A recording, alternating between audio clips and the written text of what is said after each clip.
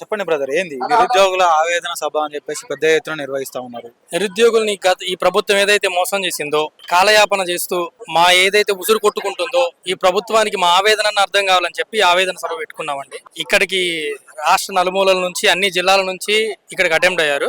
మా ఆవేదన ఎప్పటికైనా సరే రాష్ట్ర ప్రభుత్వానికి అర్థమవుతుందని చెప్పి అనుకుంటున్నాం. రాష్ట్ర ప్రభుత్వానికి మీ మీద చిత్తశుద్ధి లేదంటారా? రాష్ట్ర ప్రభుత్వానికి చిత్తశుద్ధి ఉంటే వాళ్ళు ప్రకటించిన జాబ్ క్యాలెండర్ రిలీజ్ చేసి ఉండేవాళ్ళు కదా. 2 సంవత్సరాల నుంచి 3 సంవత్సరాలు అవుతుంది, కానీ ఇంతవరకు ఎటువంటి నోటిఫికేషన్ కానీ ఎటువంటి ఇది కానీ ఇవ్వలేదు కదండి. చిత్తశుద్ధి ఉంటే నిజంగా ఈ పాటికి నోటిఫికేషన్లు వచ్చి ఉండాలి, మా జీవితాలు మారుండాలి, మా జీవితాల్లో వెలుగులు వచ్చి ఉండాలి. కానీ ఒక్క నోటిఫికేషన్ అని వచ్చిందా అని అడుగుతా ఉన్నా. మీరేమో నోటిఫికేషన్ రావట్లేదని చెప్పేసి మీరు అంటా ఉన్నారు, 1,00,000 ఉద్యోగాలు ఇచ్చినామని చెప్పేసి వాళ్ళ మంత్రివర్గం అంటా ఉంది. ఎట్లా చూడొచ్చు దీన్ని? ఇక ఈ ప్రభుత్వానికి సిగ్గు శరం షీమునెత్తురు లేనట్టే ఉన్నాయి. నిజంగా వీళ్ళకి గనక సిగ్గుంటే శరం ఉంటే ఏదైతే మీరు ఇచ్చారో నోటిఫికేషన్లు, మీరు ముఖ్యమంత్రిగా గెలిచిన తర్వాత మీరు ప్రమాణ స్వీకారం చేసిన తర్వాత ఏ నోటిఫికేషన్లు వచ్చాయో నోటిఫికేషన్ నెంబర్తో సహా బయట పెట్టండి. ఏమైతే ఉన్నాయో అవన్నీ బయట పెట్టండి. వాటి నిజంగా మేము ఒప్పుకుంటాం. కానీ మీరు ఇవ్వకుండా ఎవరికో పుట్టిన బిడ్డకి నేనే తండ్రిని అని చెప్పినట్టే ఉంది మీరు చెప్పే మాట. ఏదైతే గత ప్రభుత్వం ఇచ్చిందో ఆ గత ప్రభుత్వం ఇచ్చిన ఉద్యోగాలని మేమే ఇచ్చినాం, మా ప్రభుత్వంలో ఇచ్చినాం అని చెప్పి అన్నారు. మీరు ఇచ్చింది ఏంటి అండి? నియామక పత్రాలు. వారే నోటిఫికేషన్లు ఇచ్చి వారే ఆ ఎగ్జామ్స్ పెట్టి తర్వాత మీరు వచ్చిన తర్వాత ఆ ఎవరైతే ఉన్నారో వచ్చిన ఉద్యోగులు ఎవరైతే ఉన్నారో వాళ్ళకి నియామక పత్రాలు ఇచ్చారు. నియామక పత్రాలు ఇచ్చిన వెంటనే మీ ప్రభుత్వం ఇచ్చినట్టు కాదు కదా, అది కాదు గత ప్రభుత్వం ఇచ్చింది.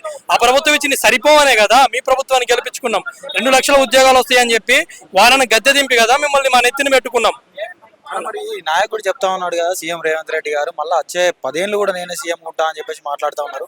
ఆ 10 ఏళ్ల వరకు మీ నిరుద్యోగుల పరిస్థితి ఇట్లనే ఉంటుంది అంటారు అన్న. ఒక సామెత ఉంది తెలంగాణలోని, ముందు మురిసినమ్మ పండగారు కదా అని. ఇక మీరు చెప్పే మాటలు అలానే ఉన్నాయి. ఇక ముందు మురవడం ఏమి పండగ ఉండదు మీకు. నెక్స్ట్ మీరు ఎలా గెలుస్తారో నోటిఫికేషన్లు ఇవ్వకుండా చూస్తాం.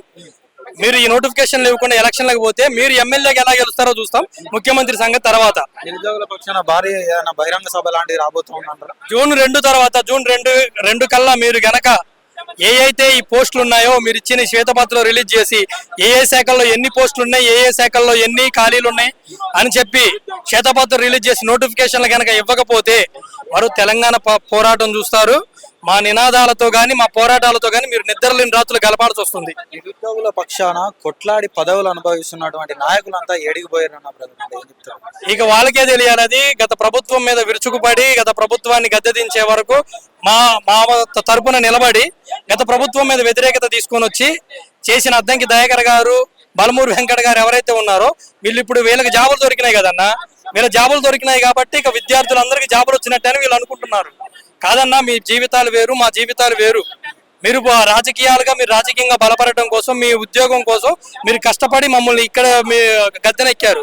కానీ మా బ్రతుకులు ఎలా ఉంటాయంటే ఇంట్లోని నెల పంపించడం కోసం మా అమ్మోళ్ళు నోటు కాగితాలు పట్టుకొని అప్పుల కోసం తిరుగుతూ ఉండే పరిస్థితి. మేము ఇక్కడ హాస్టల్ ఫీజులు కట్టుకోవాలంటే ప్రతి నెల మా తల్లిదండ్రులు నోటు పట్టుకొని ఏడప్పులు దొరుకుతాయి, ఎక్కడ అప్పులు ఇస్తారని చెప్పి తిరిగే పరిస్థితి ఉంటుంది. అప్పులు తీసుకొచ్చుకొని మేము చదువుకుంటున్నాం అన్నా. మీ జీవితాలు వేరుకుంటాయి, మా జీవితాలు వేరుకుంటాయి. అందుకే దయచేసి మీరు నోటిఫికేషన్లు ఇవ్వాలని కోరుతున్నాం.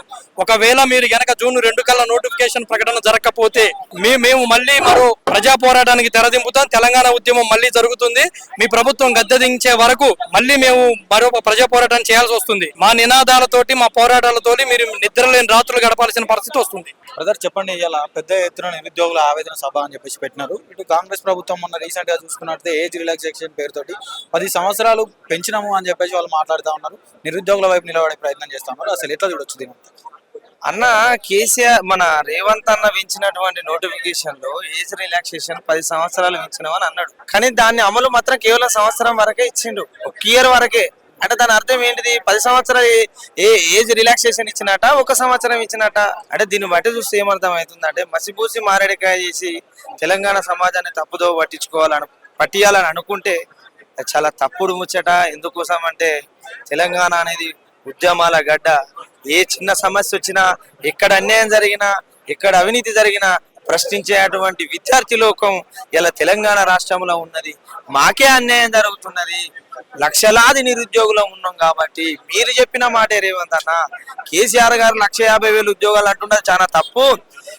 2 లక్షల ఉద్యోగాలు ఉన్నాయి, వాటి పైచిలకు 3 లక్షల ఉద్యోగాలు ఉన్నాయి. మేము వస్తే వెంబటే వాటిని మంజూరు చేసి నిర్మిస్తామని ఉద్యోగాలు నిర్వర్తి చేస్తామని చెప్పడం జరిగింది. కాబట్టి ఆ బీఆర్ఎస్ ప్రభుత్వాన్ని కూలదోయడం కోసం నిరుద్యోగులం ఏ విధంగా అయితే ఏకమయ్యామో ఇలా కాంగ్రెస్ పార్టీ కూడా సమాజంలో నిరుద్యోగులకు ఉద్యోగ ఆశలను గల్లంతు చేస్తే ఖచ్చితంగా రేపటి భవిష్యత్తులో మళ్ళీ ఇదే కాంగ్రెస్ పార్టీని గద్దెదిస్తామని చెప్తున్నారు. సకాలంలో ఉద్యోగ నోటిఫికేషన్లు అనేది ఇస్తే అసలు ఈ ఏజ్ రిలాక్సేషన్ పెంచాల్సిన అవసరం ఉందంటారా? అన్న యూపీఎస్సీ ఉంది, నేను ఒకటే అడుగుతున్నా, రేవంత్ అన్న మీరు విద్యాశాఖ మంత్రి కదా, మీ పక్కన కూర్చున్నటువంటి ఉప ముఖ్యమంత్రి బట్టి విక్రమార్క అన్న, ఐటీ మంత్రి దుద్దిల్ల శ్రీధర్ బాబు అన్న, సివిల్స్ ఆస్పిరెంట్స్ ఎప్పుడన్నా నాకు ఉద్యోగం రాలేదనే బాధపడతాడా అని ఛాన్సెస్ ఉంటాయి. ప్రతి సంవత్సరం ఫిబ్రవరిలోనో మార్చిలోనో నోటిఫికేషన్ వస్తుంది, ఎగ్జామ్ నిర్వర్తిస్తారు, టైం టు టైం ఉద్యోగాలు నిర్వర్తిస్తారు అనేటువంటి కాన్సెప్ట్ తోటి సివిల్స్ ప్రిపరేషన్ అవుతారు. ఉద్యోగాలు కొట్టుకుంటారు. వాళ్ళకి ఐఏఎస్ వస్తుంది, వాళ్ళకి ఐపీఎస్ వస్తుంది, వాళ్ళకి ఐఆర్ఎస్ వస్తుంది. అవి అట్లనే మీకు చేతనైతే జాబ్ క్యాలెండర్ ఇవ్వండి. ఎవరికి నచ్చిన ఉద్యోగం వాడు కొట్టుకొని పోతాడు.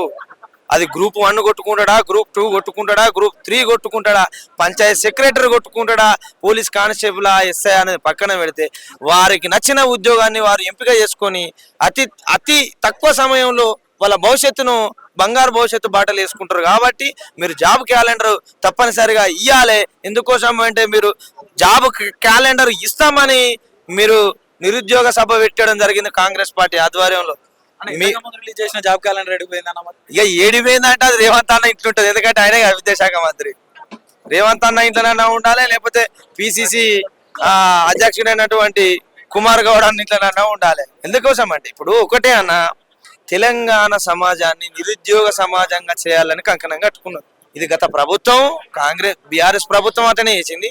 ఇప్పుడు వచ్చినటువంటి కాంగ్రెస్ ప్రభుత్వం కూడా అటనే వస్తుంది. మీరు గమనించండి, తెలంగాణ హైదరాబాదు దేశానికి 2వ రాష్ట్ర రాజధానిగా ఉండాలని కొన్ని వదంతులు వచ్చినాయి. ఎందుకంటే అంత అభివృద్ధి చెందినటువంటి తెలంగాణ సమాజం హైదరాబాద్ లో ఒక్క కంపెనీలో కూడా ఒక్క తెలంగాణ ఉద్యోగి లేడు.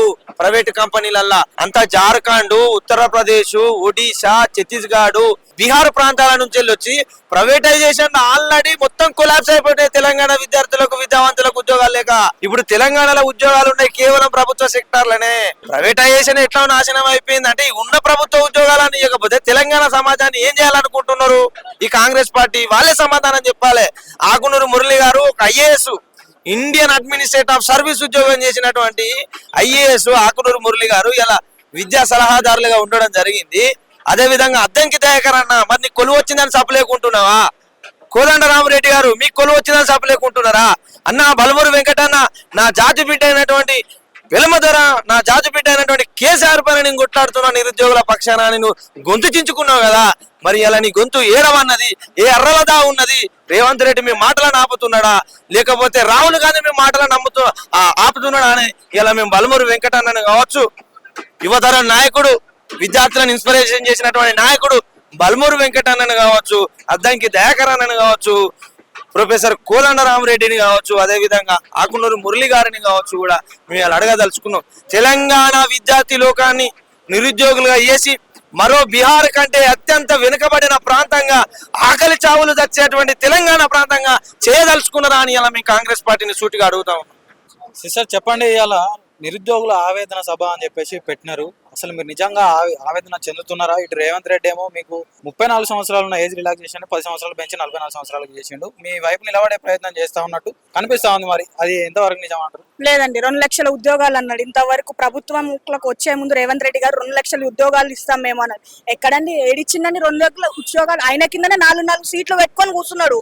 అదేదో మా నిరుద్యోగులలో ఒక 2 3 ఇస్తే నువ్వు ఇచ్చిన మాటలలో ఏదో ఒక 2 చేసినావు కదా అని అనుకుంటాం, కానీ నువ్వు ఏది ఇవ్వకుండా నువ్వేకి గద్దన కూర్చొని నిరుద్యోగులకు మేము అది చేస్తాం ఇది చేస్తాం. ఆయన నిరుద్యోగుల పక్షానే ఉంటే ఈ రోజు ధర్నా చౌక్ లో ధర్నా మేము పెట్టాల్సిన అవసరం లేదండి. నిరుద్యోగుల సైడ్ ఆయన లేనే లేడు. అంటే ఇప్పుడు మీరు ఇట్లా సభలు పెడతా ఉన్నారు, ఇదంతా పేడ్ బ్యాచ్ అని చెప్పేసి వాళ్ళు మాట్లాడుతూ ఉన్నారు, ఎట్లా చూడొచ్చు దీన్ని? అంటే అది మాట్లాడే వాళ్ళే పేడ్ బ్యాచ్ వాళ్ళు ఉండొచ్చు అండి. ఎందుకంటే మేము నిరుద్యోగులం కానీ ఊరు నుంచి వచ్చిన వాళ్ళు కొంతమంది ఉన్నారు, సూర్యాపేట నుంచి వచ్చిన వాళ్ళు కొంతమంది, ఎక్కడి నుంచి వచ్చిన వాళ్ళు. ఇక్కడ ఎవరు పేడ్ బ్యాచ్ అంటూ ఎవరు లేరండి. వాళ్ళ ఆవేదన చెప్పుకొని ధర్నా చౌక్ పెట్టిందే ఆవేదనలు ఎవరు ఉన్నా చెప్పుకోనికి. అంటే ధర్నా చౌక్ లో ఎవరు ధర్నా పెట్టినా పేడ్ బ్యాచ్ వాళ్ళేనా?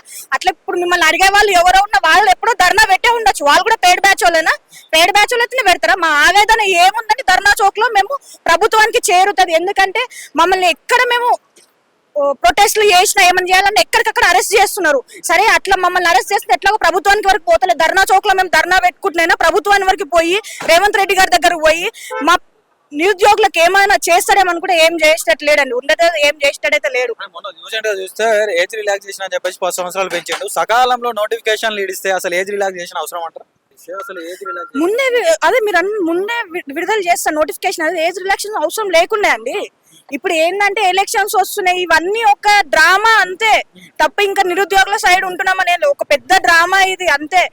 రేవంత్ రెడ్డి గారు ఎట్లయితే 420 హామీలు ఇచ్చిండో ఆ హామీలలో ఇది కూడా ఒకటి తప్ప ఇక్కడ ఏం మా నిరుద్యోగులను ఆదుకునేటట్టు ఏం లేడు. నిరుద్యోగులను ఆదుకోవాల్సిందంటే ఈ 2.5 సంవత్సరాల నుంచి ఎప్పుడో ఆదుకుంటుండే. ఇప్పుడు ఎందుకు ఆదుకుంటుండే? ఇప్పుడు వచ్చి ఏవో ఏజ్ రిలాక్సేషన్ అవి ఇవని అంటుండే.